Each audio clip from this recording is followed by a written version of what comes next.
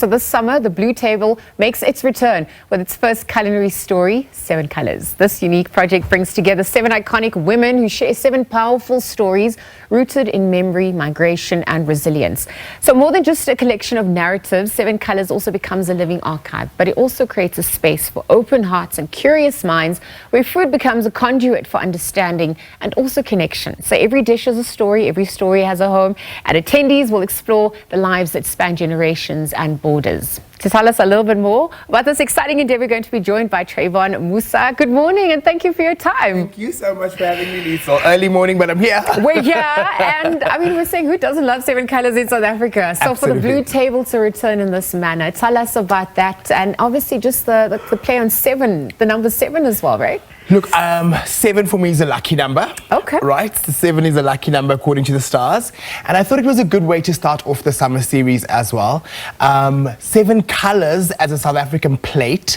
You know, on a Sunday, what I remember going home was my granny would be up at 5 in the morning and she'd be cooking already, right? We'd go to church and we'd come back from church and we'd have this spread of food that would just be miraculously there on a plate, right? From the yellow of butternut to the red of beetroot to the green of spinach to the white of the rice, to the curries, at least 2 different curries, like chicken. So there would be a spread.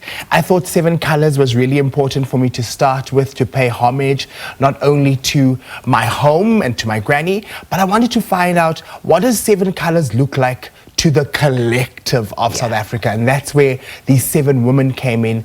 Really iconic women who are all the way from the arts world, like Lebo Mashile, the poet, to Carla Fonseca, who's both an actor and a director, to Phumzile Sithole, who's the daughter of the iconic Dora Sithole, who just came back from the US. And so I asked them all to share little stories and a plate of food.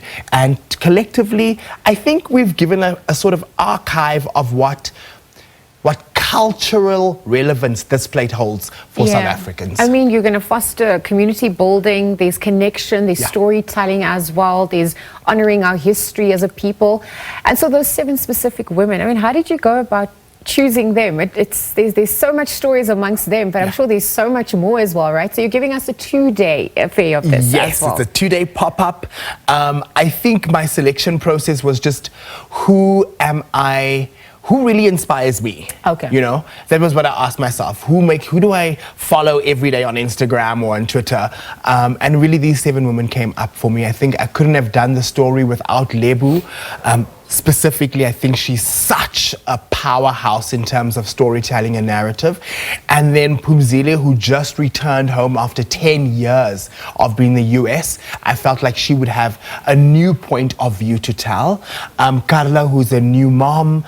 And then Danny Bowler, who I think, for me, she's a really good friend of mine, and just her way of speaking about colored history and what her mom means to her was important for me to put on this table. Yeah, there's also stories of migration, there's stories of healing, there's stories of, I mean, food nourishes your body, but it's also about the soul element, right? The heart of the matter as well. The big question I asked myself when I started the Blue Table project was, what happens when we ingest memory? What happens when we take something? Because sometimes, you know, you can have a plate of food that can bring you to tears, or just take you back to a certain place in your childhood. And I was really interested in this idea of what happens when we ingest memory, what happens when we look at food outside of it just being a place to nourish your body. We're also in a world where we're constantly down on our phones and we're constantly scrolling.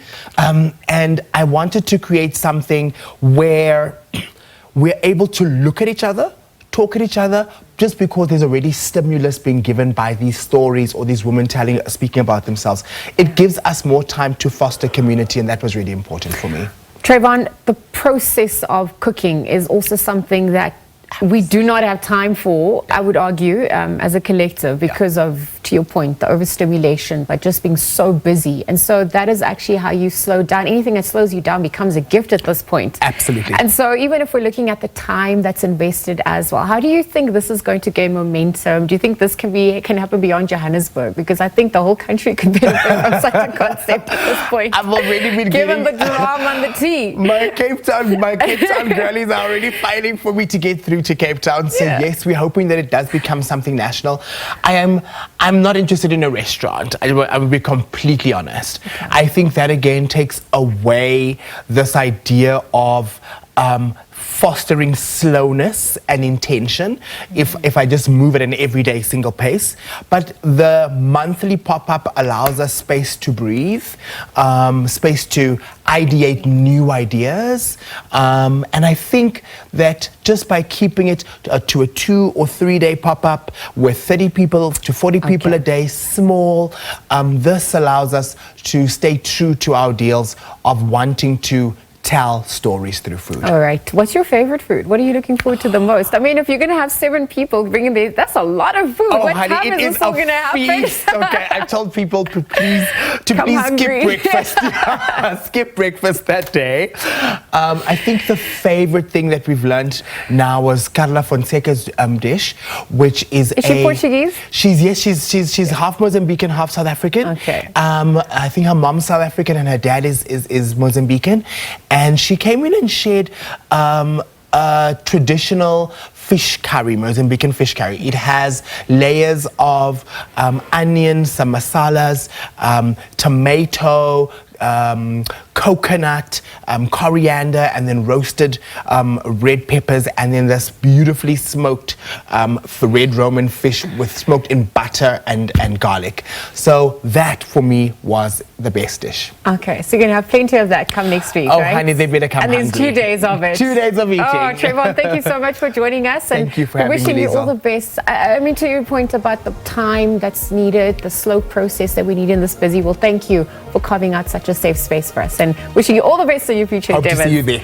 I'm going to take that as an invitation. Creative Director, founder of The Blue Table, Treyvone Moosa, was chatting to us about the next installation of The Blue Table, of course, all happening next weekend. So on that note, we're going to leave our first conversation there